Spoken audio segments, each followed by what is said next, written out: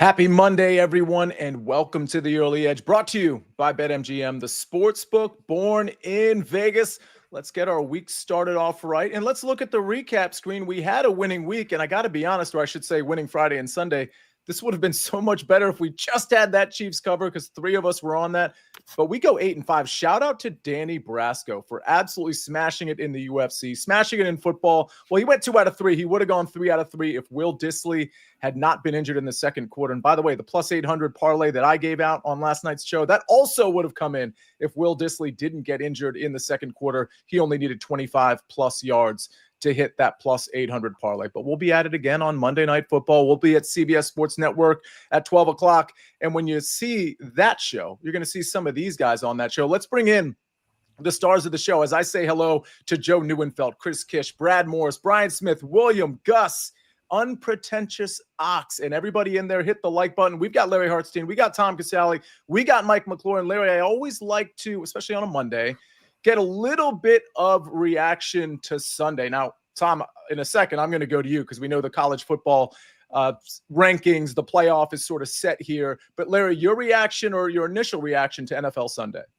I don't think the Chiefs are winning a third straight, Sia. If they can't protect the quarterback, they have got to fix that. That was their third left tackle that they tried, DJ Humphries. And even before he got hurt and left with the hamstring injury, he was pretty much a turnstile. Patrick Mahomes got hit 13 times, which is something that we haven't seen in recent years. And teams now don't seem afraid to blitz Patrick Mahomes. Maybe the receivers are not getting open quickly enough, but it's not just left tackle, but that offensive line is not what it used to be.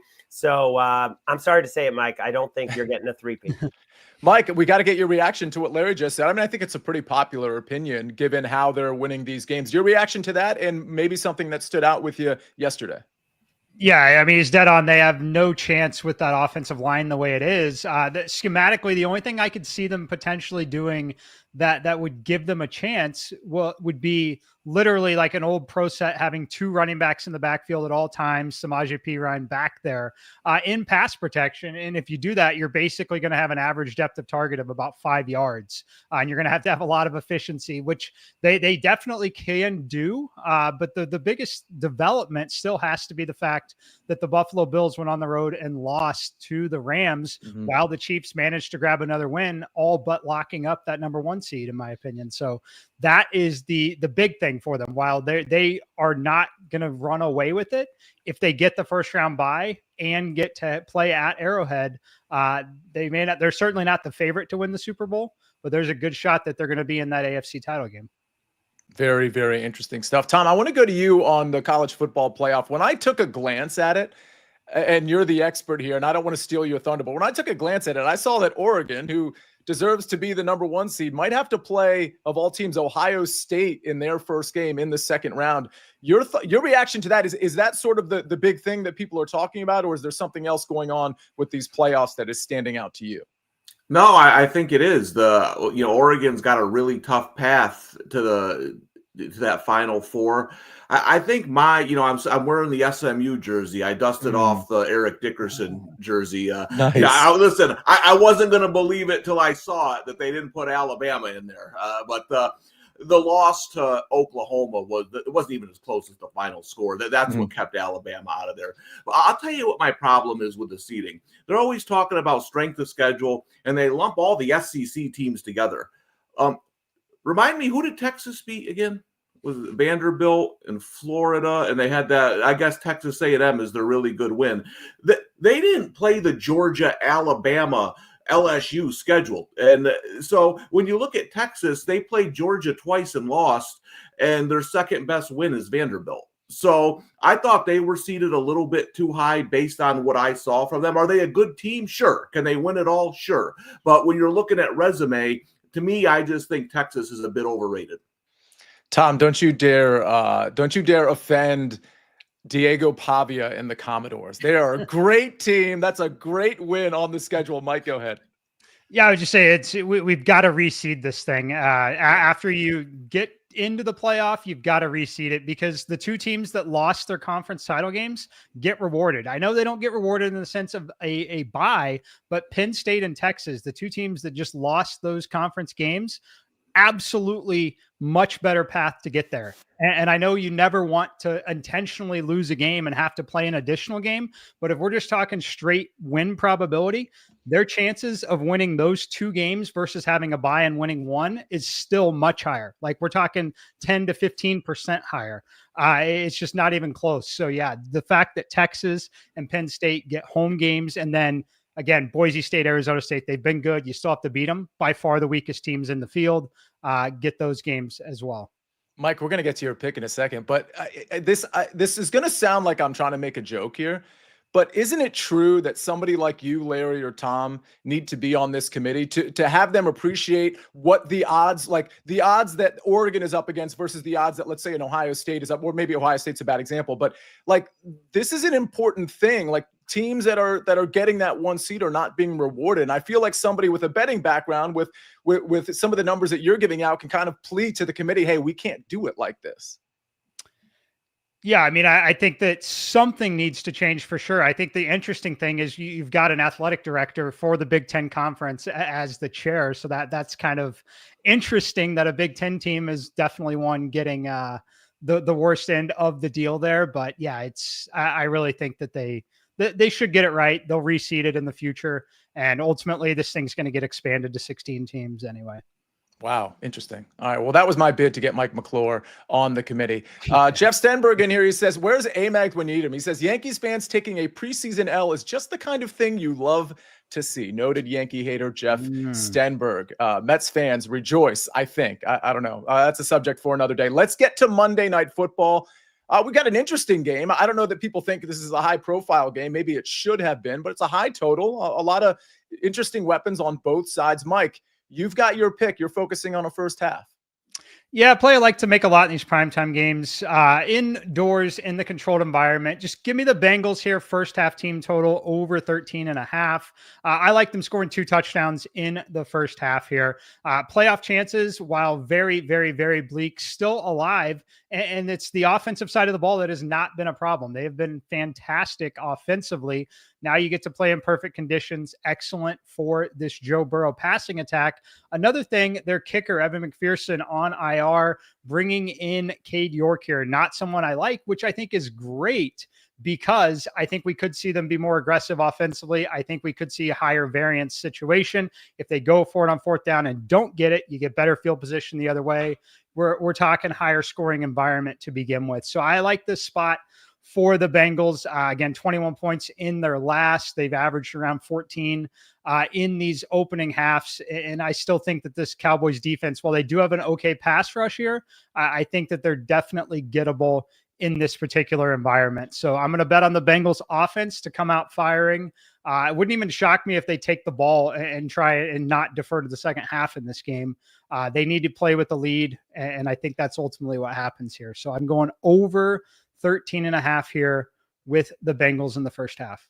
All right. Over 13.5 with the Bengals. Joe Neuenfeld says Mike should be on every sports committee ever. And Larry Hartstein says, Mike too busy to attend a bunch of committee meetings. All right, we got to get to more picks. And Larry, I know you have a bit of an announcement. I do want to mention, if you want to take Mike's pick or make Mike's pick, which most of you usually do, go to BetMGM. New BetMGM customers can sign up today and get up to $1,500 in bonus bets. Just place your first wager of at least $10, and you'll receive up to $1,500 instantly if your bet loses with bonus code EDGE. That's bonus code EDGE, EDGE. All right, we got to get to some more Monday Night Football. We got to get to Tom's pick, but also to his lean in college basketball tomorrow, where the slate will be more plentiful. We'll do all of that right after this message from our partners. Historic rivals with unforgettable seasons meet in a game of honor. The Army-Navy game presented by USAA, December 14th on CBS.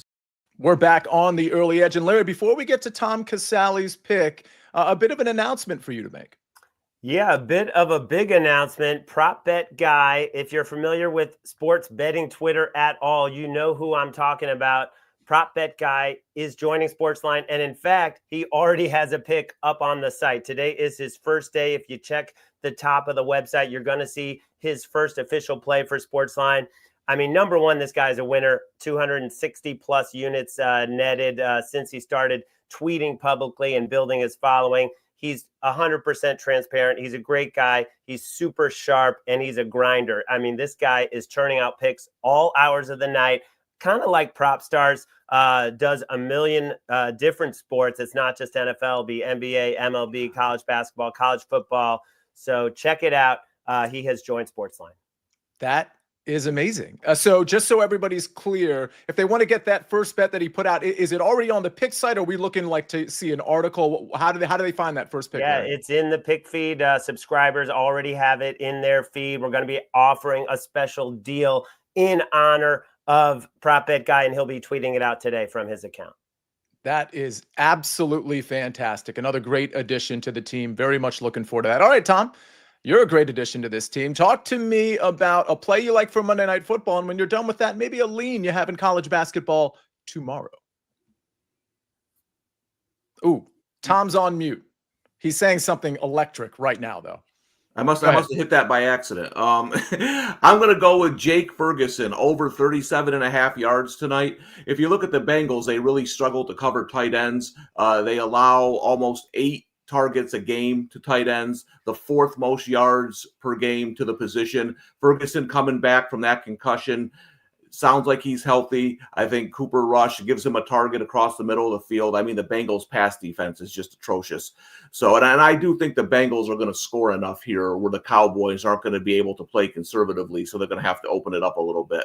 So I think that's a good number for Ferguson. And with a light slate tonight in college basketball, I'm looking at Tuesday. I like Syracuse. See where they open around 13 over Albany. A couple of weeks ago, I took Georgetown at the same number. This is Albany's in my wheelhouse. I live between Albany and Syracuse. This is like the Casale Bowl. So the problem with Albany is they can't guard anybody in the paint. So you get these teams like Syracuse and Georgetown, and Syracuse to me is similar to Georgetown. Like, I think Georgetown has improved this year. Not that they're going to make the NCAA tournament, but you see they're blowing out bad teams. Syracuse has played a really tough schedule so far this year, but I do think overall the team has improved. So I think their defensive rebounding top 5 in the country. So if Albany's not hitting their shots, they're not going to get a bunch of second chance opportunities. Both teams like to run up and down the court. I think that favors the more athletic Syracuse. They'll pull away and cover a number. Look for around 13, 14 there. 15, I think you're starting to get a little bit too high. Very interesting. All right, we're waiting to see that number.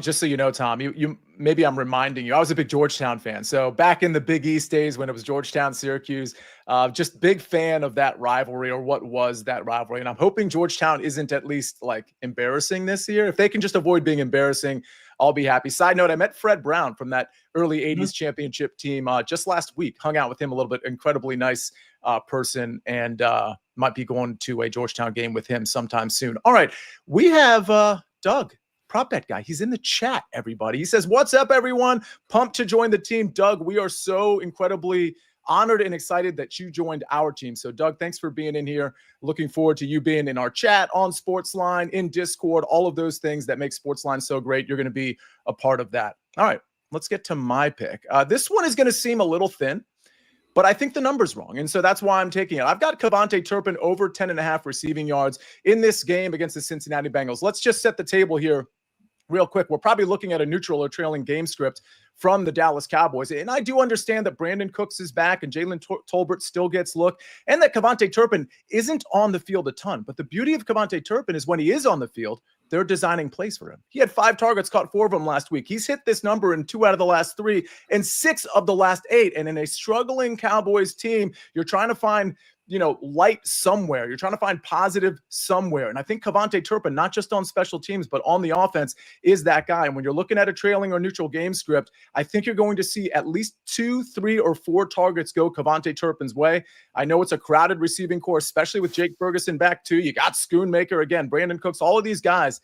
But Turpin is going to get plays designed for him, and all he has to do is really catch 1, in my opinion, to get over this 10.5 receiving yards. I suspect he'll catch 2 or 3. I'm taking Kevontae Turpin over 10.5 receiving yards. Side note, if you wanted to take the combo line of 13.5 that some books are offering right now, I don't hate that either, because you could see him on some sort of end around or rush to give Dowdle a little bit of a break, a little dynamic rushing attack from the Cowboys. All right, that's my play. Larry, you've got a play on a Cowboy player as well, but it's certainly not Cavante Turpin. What you got? I'm going Cooper Rush over 22.5 completions, and I know this number is at 23.5 at some books. I would still play it over 23.5 for a smaller amount. You know, they're going to have to keep up with the Bengals. Joe Burrow and the Bengals, number one in pass rate over expected. With Higgins back in the lineup, this offense is incredible, and I think the Cowboys are going to have to keep up, and we know what Cooper Rush loves to do. He loves to dink and dunk and matriculate the ball down the field and not make mistakes, so he's not going to attack too much downfield, but I think he's going to have a lot of success with short completions against what is arguably the worst defense in the NFL. We've seen every single team just light up the Bengals defense. So I think the Bengals will force the tempo, will force the Cowboys out of the run game, and Cooper Rush, who has completed over 65% of his throws the last couple of games, will go over 22.5 completions. All right. And Mike, I do want to ask you a question about the Cowboys side of things real quick. And I also want to point out, somebody asked, is 14.5 too high for Cavante Turpin? So that's crazy if that's jumped up to 14.5, but it does look like it's still 10.5, or that it went down to 10.5 at BetMGM. This is, especially with these sort of third tier receivers, you can sometimes get different lines. So I think somebody needs to confirm this, but I think Jake confirmed this for me already, that at BetMGM, this line on Cavante Turpin's 10.5, and on DraftKings it's 14.5. So this is like a really good reason to have at least one or two or three, or I should say 2 or 3 books, because that is a huge difference for a guy that's probably only going to get 1 or 2 catches, or I should say is only expected to get 1 or 2 catches. I expect him to get 2 to 3. Take the 10.5 at BetMGM if you can. 14.5 is I'd wait for it to kick back down. Don't take the 14.5 down. I don't think it's going to go up. If anything, I think it's going to come back down just a little bit. But Mike, you're on that team total first half for the Bengals. So I do have a question for you. How much pushback do you expect to get from the Cowboys offense? Because one thing I wanted to look at for tonight's primetime show, obviously I'll have Turpin, but maybe like a Cowboys first half bet, something in that order where I haven't even looked at the line. I'm assuming it's +3, maybe even +3.5. Do you think the Cowboys stick with the Bengals, or the Bengals run away with this thing? I think they stick with them, at least in terms of moving the football here. We might see more field goal attempts on the Dallas side than anything, but yeah, we're talking about the Cincinnati Bengals ranked 29th in the NFL in terms of EPA per play defensively, and they're the better defense in this game. So we're talking teams 29 and 30 in terms of EPA per play, perfect conditions. I definitely think Dallas can push here. I also think when you look at Mark, I know it's a road game for Cincy, but anytime you see a number like this sitting 5.5 and not a full 6 or 7, pretty good indication that we should see some life out of the Dallas side. All right. And by the way, I have to continue to comment on this because I just think it's so interesting. It looks like, people are talking about the Turpin line is 10.5. It might have gotten taken down at BetMGM just in the last few minutes, which is crazy, but some books still offering the 10.5. Some have it at 14.5. Again, if it's 14.5, I'd wait it out and see if this comes back down to 12 or 13.5. Larry, any comments in the chat that you needed to address before we hit the recap screen? No, I don't think so, but I do want to mention that Tom Casale, who is the #1 college basketball analyst in my mind in the country, will be live on the Discord tomorrow afternoon doing a live chat, because we do have a great slate tomorrow with some big time games. And I will also have another announcement coming in the Discord today related to another new expert at SportsLine. That's amazing. It's such a good time to be a member of SportsLine. Speaking of SportsLine and speaking of the early edge, when it comes to Spotify, I'm not really up to speed, everybody, on the Wrapped thing. It's just not something I personally look at. Although I did for the first time the other day. But the point is I don't know exactly how to say this. I'll probably stumble into it like an old man. But if your Spotify Wrapped has early edge on it, you got to tweet it out. You got to tag SportsLine on it so we can retweet it, because I know some of you, of course, watch this live, but a lot of you are listening on Spotify or on Apple Podcasts. And if we're in your top 5 or your top 10 or whatever the case may be, we want to see it, and we want to share in that excitement. So definitely tweet out anything early edge related when it comes to stuff like that. All right, I think we're ready to go to the recap screen as I scan the chat here. I'm on Kevontae Turpin over 10.5 receiving yards. I'll say this, if it's 14.5, I would wait and see if it clicks back down a little bit. I'd probably play this as high as 12.5 or 13.5, but I got to say, I think Turpin is certainly a good ladder candidate. So do I think he'll go over 14.5? I do. I think he's the type of guy you could ladder to 20, 30, 40 and just kind of see what happens if you can take a wide receiver screen or something downfield to the house. Tom Casale's on Jake Ferguson over 37.5 receiving yards at -120. And don't forget about that Syracuse lean he's got. And of course, the fact that he'll be in the Expert Chats channel of Discord tomorrow afternoon. Mike McClure, Bengals first half team total 13.5 at -115. And Larry Hartstein, Cooper Rush over 22.5 completions at -118.